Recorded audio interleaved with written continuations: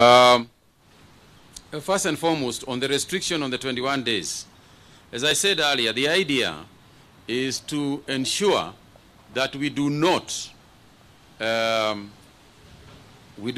take the virus up country and to other counties, because Nairobi has the highest infection rate. So that's the idea. And also for those in other counties not to come into Nairobi and get infected while within. We have not stopped people from moving around within that area. So let's make it clear. We have not stopped anybody from moving around. We obviously encourage people to stay home. If at all possible, stay at home. Work at home. Stay at home. And as I said, it is only good practice. It's good practice because it is better for you to train yourself to stay home. Whatever you need to do, whatever measures you have to take to be able to stay in your house, please do. So whereas we have not closed movement of people internally, because we are trying, we are desperate to ensure that people still can live as normally as is possible under these circumstances, and some commerce can still continue going on, we must also address the fact that there is a limit to how much people can move and how much they can mix. So the restriction is obviously going to be accompanied by other measures. For example, in markets, we have announced telling people, when you are going to a market or a supermarket, you know the rules regarding supermarkets. You must have a mask when you are going in there. In a supermarket, that if the health officers go to supermarkets where people don't have masks, then we have no choice but to close those supermarkets. We have said about hotels where we have got quarantined people, and say those hotels must not admit anybody else. That once a hotel has a positive case, it must not admit any other person.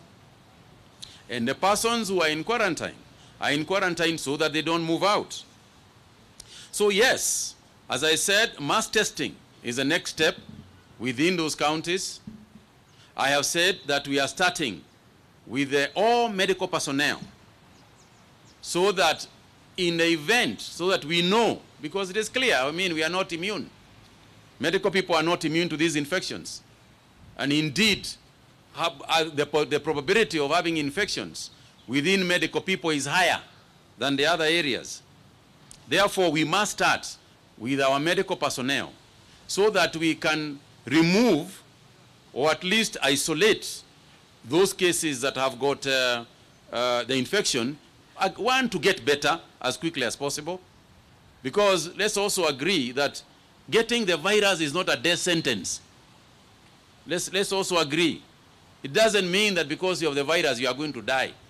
No, it doesn't mean so. But it means that you can pass it quickly to other people who may themselves die, because they might not be as strong as you are. So yes, we will do mass testing with the people, starting with the people, the contacts we have made, the people in quarantine, we are retesting again, the people in the medical field, the people who are workers in hotels, as I said earlier. So the way of containing the measure is essentially to contain it. We have not currently closed the other counties. We are discouraging, I would like to say this, we are discouraging inter-county movement. The only area we are enforcing this is the areas that the President spoke about yesterday. We will enforce it. We have not started enforcing county-to-county movement, but we are discouraging it. If you are staying at home and if you are keeping social distancing, you have very little reason to start traveling from Laikipia to Samburu, or from Nyeri to Muranga, or from Kisumu to Siaya. You have no reason to. So what we are saying is, for the moment, let's discourage any such movement and hope that people stick to doing that.